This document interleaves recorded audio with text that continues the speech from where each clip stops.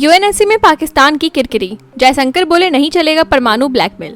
संयुक्त राष्ट्र सुरक्षा परिषद की अस्थायी अध्यक्षता संभालने से ठीक पहले पाकिस्तान को भारत के विदेश मंत्री एस जयशंकर ने कड़ी फटकार लगाई। न्यूयॉर्क में एक कार्यक्रम में जयशंकर ने कहा कि अगर पाकिस्तान प्रायोजित आतंकवाद से भारत को नुकसान पहुंचाने की कोशिश करता है तो भारत ऑपरेशन सिंदूर जैसी कार्रवाई दोबारा कर सकता है। उन्होंने यह भी कहा कि भारत को परमाणु धमकियों से डराकर रोका नहीं जा सकता।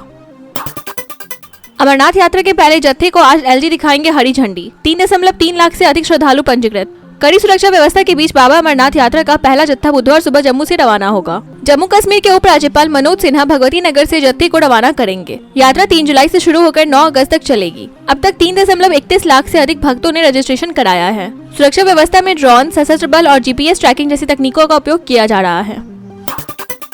बंगाल भाजपा अध्यक्ष बदलने की तैयारी, समीक भट्टाचार्य रेस में सबसे आगे। बंगाल भाजपा में नेतृत्व परिवर्तन की अटकलें तेज हो गई हैं। गुरुवार को प्रदेश अध्यक्ष पद का चुनाव होगा, जबकि बुधवार को नामांकन दाखिल होंगे। समीक भट्टाचार्य को सबसे मजबूत दावेदार माना जा रहा है। हाल ही में उन्हें जेपी नड्डा और प्रदेश प्रभारी रविशंकर प्रसाद के साथ बैठक करते देखा गया, जिससे अटकलों को बल मिला है। हेमंत खंडेलवाल बन सकते हैं मध्य प्रदेश भाजपा अध्यक्ष, बुधवार को हो सकती है घोषणा। मध्य प्रदेश में भाजपा के नए प्रदेश अध्यक्ष के रूप में हेमंत खंडेलवाल का नाम लगभग तय है। सीएम मोहन यादव, वीडी शर्मा, शिवराज सिंह चौहान और अन्य वरिष्ठ नेताओं ने उनके नामांकन का समर्थन किया है। खंडेलवाल के पिता भी वरिष्ठ नेता रह चुके हैं और उनका बैतूल से गहरा राजनीतिक जुड़ाव है। उत्तर भारत से कोंकण तक भारी बारिश का अलर्ट, कई राज्यों में बाढ़ की आशंका। मौसम विभाग ने उत्तर भारत, मध्य भारत और पूर्वोत्तर में अगले 6-7 दिनों तक भारी से बहुत भारी बारिश की चेतावनी जारी की है। मध्य प्रदेश, उत्तराखंड, हरियाणा, बिहार, झारखंड, कोंकण और गुजरात के कई हिस्सों में जलभराव व बाढ़ की स्थिति बन सकती है। प्रशासन को अलर्ट रहने की सलाह दी गई है।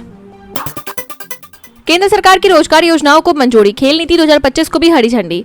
केंद्र ने 1.7 लाख करोड़ की एम्प्लॉयमेंट लिंक्ड इंसेंटिव योजना को मंजूरी दी है, जिससे विशेषकर मैन्युफैक्चरिंग सेक्टर को बढ़ावा मिलेगा। इसके साथ ही रिसर्च व इनोवेशन के लिए 1 लाख करोड़, नई राष्ट्रीय खेल नीति 2025 और कई इंफ्रास्ट्रक्चर परियोजनाओं को भी मंजूरी दी गई है।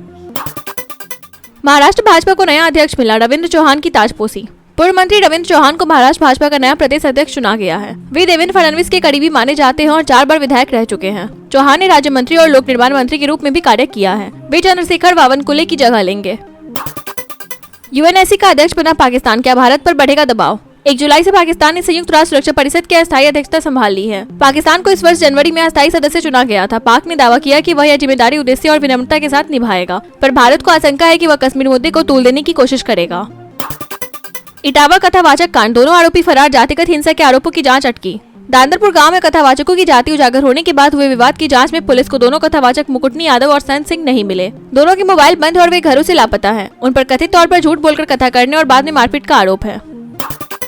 रेल किराया बढ़ाने पर मायावती का हमला, कहा आम जनता के खिलाफ फैसला। रेलवे द्वारा किराया बढ़ाए जाने पर बीएसपी सुप्रीमो मायावती ने केंद्र सरकार की आलोचना की। उन्होंने कहा कि जनता पहले ही महंगाई और बेरोजगारी से जूझ रही है, ऐसे में यह फैसला जन विरोधी है। रेलवे ने सेकंड क्लास में 0.5 पैसे, स्लीपर में 1 पैसा और एसी में 2 पैसे प्रति किलोमीटर किराया बढ़ाया है।